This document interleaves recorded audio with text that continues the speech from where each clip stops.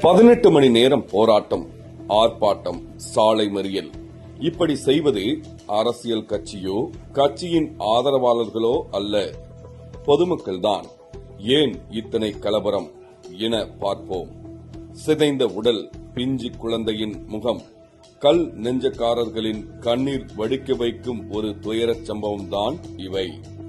தென்காசி மாவட்டம் புளியங்குடி பகுதியில் இயங்கி வருகிறது தனியார் பள்ளி. இந்த பள்ளியில் யுகேஜி படித்து வரும் சிறுமி பள்ளி முடித்து வீட்டிற்கு செல்ல ஆவலாய் இருந்துள்ளார்.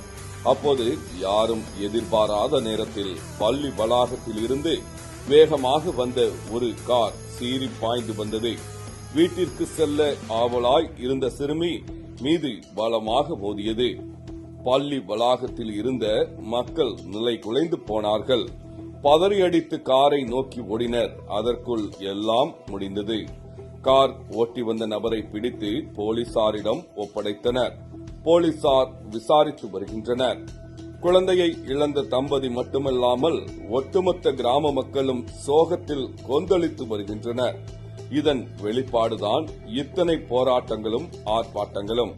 சிறுமியின் இந்த மரணத்திற்கு பள்ளி நிர்வாகமே பொறுப்பேற்க வேண்டும். விசில் செய்திகளுக்காக புளியங்குடியில் இருந்து அன்பு.